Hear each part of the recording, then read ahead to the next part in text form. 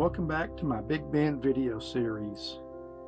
This sign shows you how far things are. It's 42 miles to my hiking destination, the Boquilla point of entry. I'm off to the car, but for a moment I stop and look at the moon. It was a beautiful evening.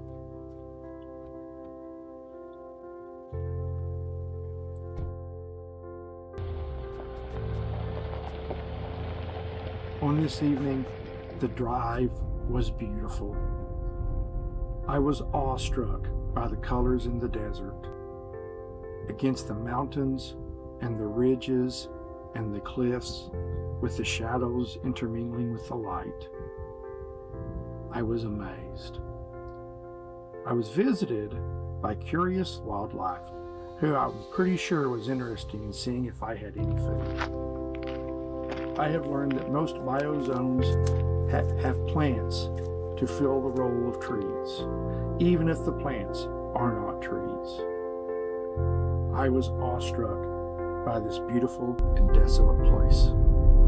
Back on the road to the eastern part of the park, I was surprised by a tunnel which improved the road and removed an old curve known as Dead Man's Curve. Not for an accident, but for a shooting that occurred there in the early 20th century. The park is cool when you know about its history. And I thought this tunnel was really nice, and the view took my breath away. It was late in the evening, and the light was changing with each turn of the road, given the sun and the mountains and the moon. Sometimes dark, and sometimes the road was very bright. Here you can see my headlights that came on automatically. The fading light against the landscape is just simply to be enjoyed.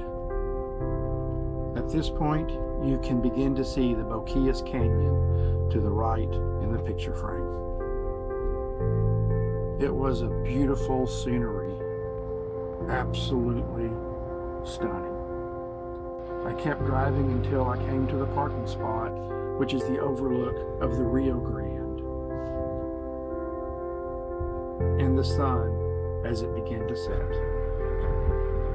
I also saw that I had a visitor nearby, one of the few other people, and I decided it was time to take my hike.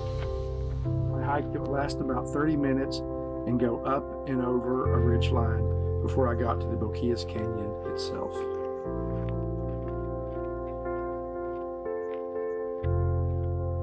The hike was not that long, but it took me about 30 minutes to reach the Boquillas Canyon through rocky trails with beautiful views of the Boquillas area that I just had to stop and admire every now and then. It did make my hike a little bit longer, but it was definitely worth it. And then it was down to the riverbed area, and for this area, it's rather large and lush vegetation. It was really nice hiking through this area. And then I finally came to the Boquillas Canyon itself. It is not as stunning as the Santa Elena Canyon in the last episode, but it is beautiful in its own magnificence.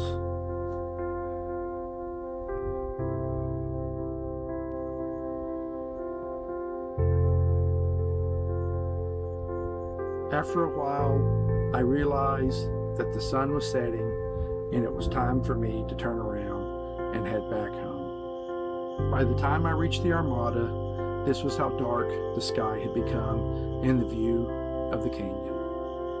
I was glad because I was beginning to be concerned about bears and cougars and snakes, but the river is still as beautiful as ever. On the drive back to the campground, going through the tunnel, you can see the ridgeline against the sky. It was an enjoyable drive through the tunnel at night, and eventually I began to realize that I had made the right decision because animals were out walking along the road.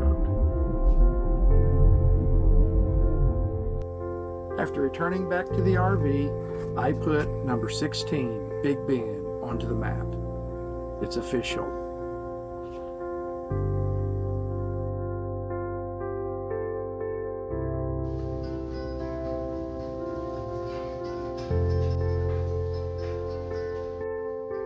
Before I left Big Bend area, I ate out one night at the local taqueria. The corn and the El Pastor tacos left me speechless in their delight. I can say now that Big Bend National Park number 16 for me is complete. I was honestly surprised how much I loved both the park and my final meal in the area.